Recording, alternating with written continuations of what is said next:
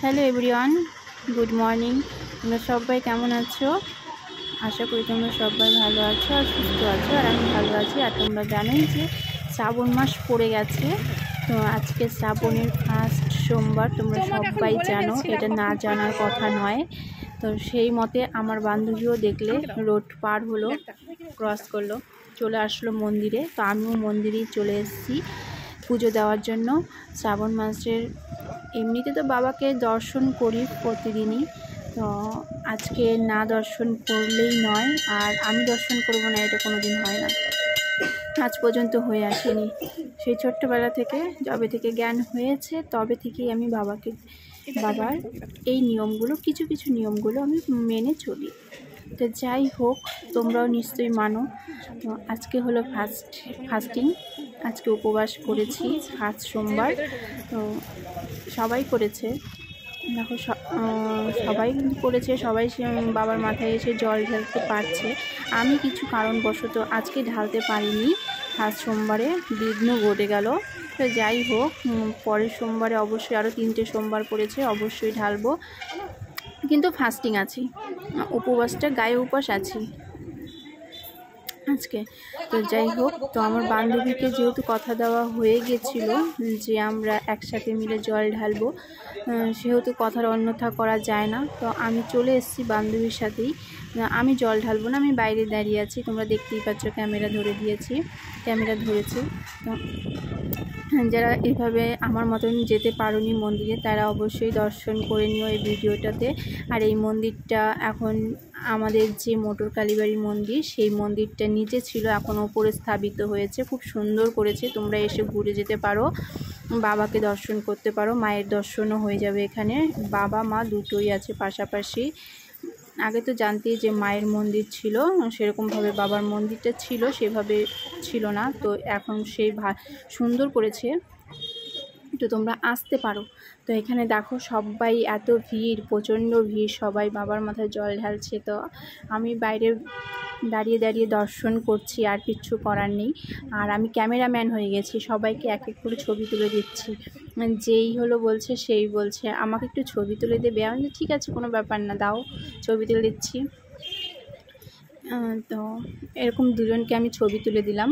আর একটা ক্যামেরা তো এখনও স্টার্ট করাই আছে, তো সেটা হলো আমি ক্যামেরাটা স্টার্ট করে রেখেছি। তো যাই হোক, তোমাদের কেমন লাগলো ভিডিওটা অবশ্যই জানাবে। এখান থেকে যাব তারপরে অমরনাথে না গেলেই নয়, সেটা কোনো দিন হতে পারে। তো ফার্স্টে এখানে এসেছিলাম, যেহেতু ওর বাড়ির কাছে পড়ে, যেহেতু আমি ঢালবো না, সেহেতু আমি বলছি তোর বাড়ির কাছেরটাই তুই ফার্স্টে ঢেলে নে, তারপরে অমরনাথে যাব। তো প্রচণ্ড ভিড় ছিল, তোমরা আসতে পারো, পাশে মায়ের পুজো হচ্ছিল, সেটাও দেখাবো, দর্শন করাবো তোমাদেরকে। আর কে কে বাবার মাথায় জল ঢেলেছো, কে কে উপবাস করেছো, যারা আমার ভিডিওটা দেখবে তারা অবশ্যই কমেন্ট বক্সে কমেন্ট করো।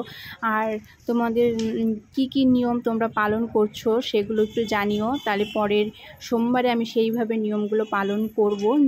জানি টুকটাক, তাও যদি মিস হয়ে যায়, তোমরা যে নিয়মে পালন করো সেই নিয়মে কমেন্ট বক্সে জানিও। তো এখানে আমি দক্ষিণা দিয়ে দিয়েছি, আর আমার মামুনিও দিয়ে দিয়েছে দক্ষিণা। তো যাই হোক, দক্ষিণা দিয়ে তারপর মায়ের দর্শন করে নিচ্ছি, কারণ এখানে পুজো হচ্ছে মায়ের।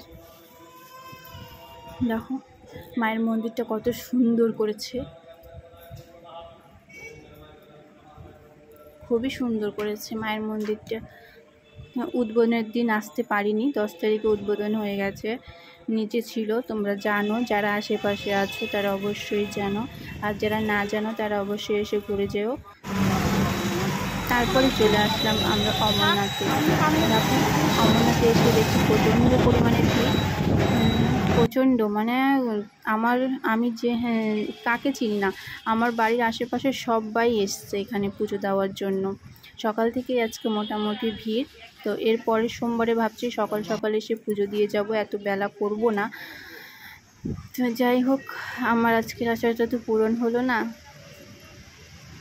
তো ঠিক আছে, মনে মনে ডেকেছি বাবাকে দূর থেকে, বাবা জানে সব কিছু, ভক্তদের মনের কথা বাবা না জানলে কে জানবে বলো। তারপরে দেখো ছবি তুলে দিচ্ছিলাম ওকে, যেভাবে তাকা তুই ছবি তুলে দিই।